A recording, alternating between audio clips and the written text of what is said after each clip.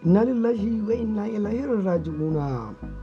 A yau muka ƙara samun labarin cewa shugaban ƙasar Nijar mai ritaya ya haɗa shoshalewa a wannan ƙasa ta Nijar game da wannan karɓar mulki da ya riga yi a gurin shugaban ƙasa Muhammadu Bazoum, a inda ya haɗa sojoji al'umma da dama domin aje a yi shoshale a yi nishaɗi, ganin ya ga ya karɓi wannan mulki na Bazoum wajen juyin mulki. Amma dai mai sauraro sai ka ƙara gyara zama domin jin shirye-shiryenmu na yau. Mu muna ƙara tunatar da kai da karka manta da taɓa mana alamar subscribing, sannan kuma sai ka danna mana alamar sanarwa domin samun sababbin shirye-shiryenmu da zarar mun ɗora.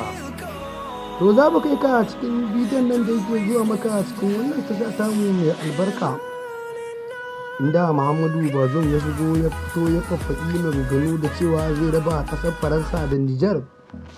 Sannan ya kara da cewa za su daina kashe kudin Faransa game da wannan gari nasu na Nijar. To ga dai maganar Muhammadu Bazoum inda ya fito ya faffaɗi maganganu da dama akan Faransa. Mai sauraro sai ka kara gyara zama domin jin shirye-shirye na Muhammadu Bazoum. Alhamdulillah wa salatu wa salamu ala rasulillah wa assalamu alaikum wa rahmatullahi wa barakatuh. Wato duk wanda ya ga na kafe wannan hotunan na shugaban kasar Nijar Muhammad Bazoum da kuma shi Amin J Tambo ya san akan abin da zai magana, ya san akan su zai magana ga baki daya. Ya kai mai girman shugaban kasar Nijar, muna baka hakuri dan Allah kai hakuri. Kai ma Amin J Tambo kai hakuri. Me yasa nake ba wa'annan mutanen guda biyu hakuri ga baki daya? Ku biyo ni za ku ji dalilin da yasa nake ba su hakuri. Amma zan fara da kai Amin J Tambo. Dole da ce kai haƙuri domin ka ɗauki tafarki ne na tuba, kuma ka ɗauki tafarki na taimakon al'umma.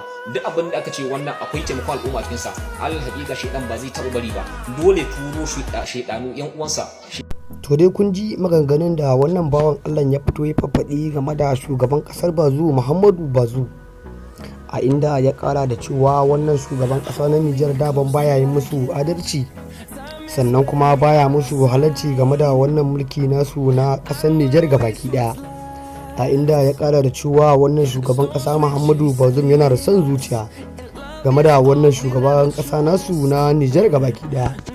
To mai sauraro har ila yaushe ku bi mu cikin wannan